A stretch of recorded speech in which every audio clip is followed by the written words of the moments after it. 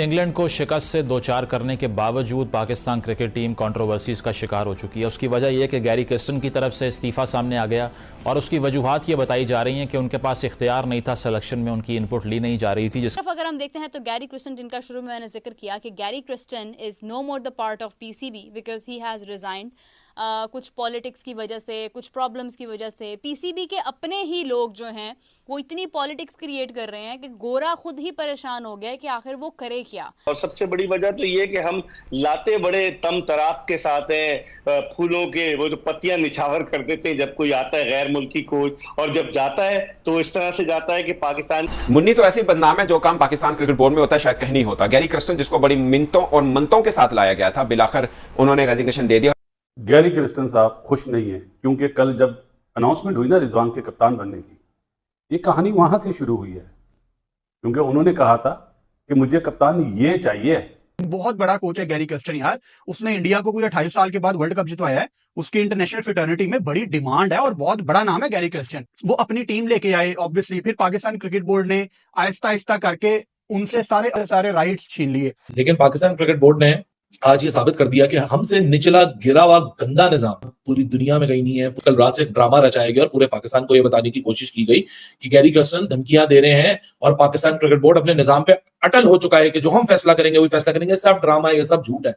Gary Kristen को force किया गया है रिजाइन करने के लिए और गैरी क्रिस्टन उन लोगों में से नहीं है जिसके पास यहां से बाहर निकले तो नौकरी नहीं है, जैसे क्लिफ डीकन के। पाकिस्तान क्रिकेट बोर्ड और गैरी क्रिस्टन के जो मामलात थे वो पिछले काफी दिनों से खराब थे क्योंकि गैरी बहुत ज्यादा आगे आके पाकिस्तान क्रिकेट बोर्ड को अपनी बहुत सारी चीजों को बता रहे थे कि ऐसा करना चाहिए, बट बोर्ड कुछ और सोच रहा था। तो पहले ही आपके हाथ कोई कोच नहीं आ रहा था, अब तो किसी ने।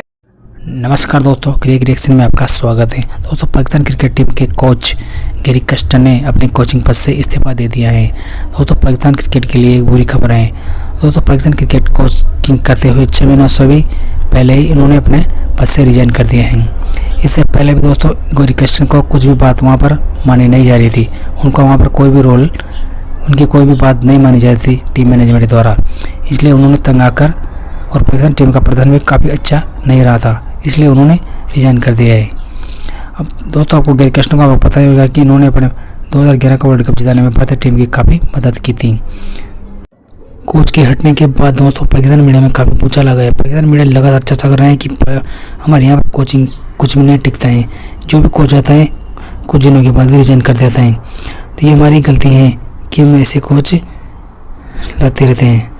तो पाकिस्तान मीडिया में क्या रिएक्शन है, चलिए वीडियो स्टार्ट करते हैं। वो जो पत्तियां निछावर कर देते हैं जब कोई आता है गैर मुल्की कोच, और जब जाता है तो इस तरह से जाता है कि पाकिस्तान की जगहसाई होती है। इसी तरह का मामला आपको याद होगा 2019 में मिकी आर्थर के साथ पेश आया था, जब वर्ल्ड कप के बाद उन्हें बुलाया गया, उस कमेटी का हिस्सा थे और कमेटी की मीटिंग के बाद उन्हें कह दिया गया खुदा हाफिज। तो ये हमारे आलमिया है और गैरी क्रिस्टन की पावर्स को कर्टेल किया गया। अब ये शाह से ज्यादा शाह के वफादार लोग जो पीसीबी के चेयरमैन को मशवरे दे रहे हैं, कोई उनसे पूछे कि लाते वक्त तो आपने सारी चीजें तय की थी कि आपका इनपुट होगा, सिलेक्शन में भी आपका इनपुट होगा, 11 खिलाड़ियों के हतमी इंतखाब में भी इनपुट होगा, आपकी सुनी जाएगी। लेकिन अचानक ये क्या माजरा हो गया?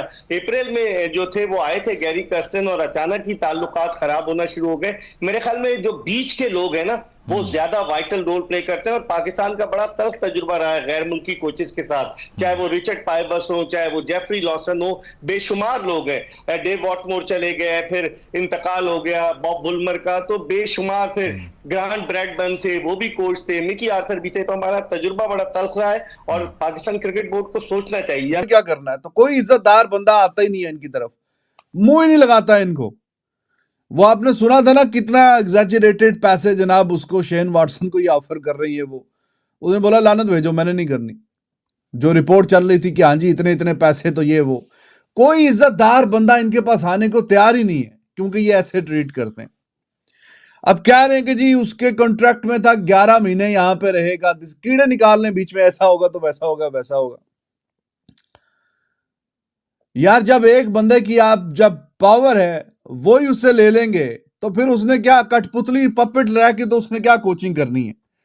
दुनिया में कभी भी आपने कहीं पे भी देखा है कि कोच की और आपके कैप्टन की सिलेक्शन में कोई सही नहीं है?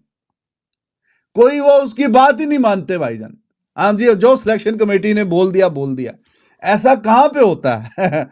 जिस भी किसी कंट्री की बोर्ड में कोई थोड़ी सी भी कॉमन सेंस है, तो कभी आपने ऐसा सुना है कि कोच साहब और कैप्टन साहब जनाब आप साइड पे हो जाएं, आपको कोई इख्तियार नहीं है, जो हम आपको बंदे उठा के भेज देंगे बस वही आपने खिलाने हैं। तो जो बंदा जिसका एक नाम गैरी क्रेस्टन जो है ऐसी उठ के सड़क से नहीं आ गया भाईजान। इंडिया के 2011 में जो वर्ल्ड कप जिताया तो ही वाज द कोच। अपनी जो साउथ अफ्रीका की टेस्ट की जो टीम है उसको टॉप पे लेके जाने वाला कोच, आईपीएल वगैरह में भी इतने अरसे से परफॉर्मेंसेस दिखा रहा है।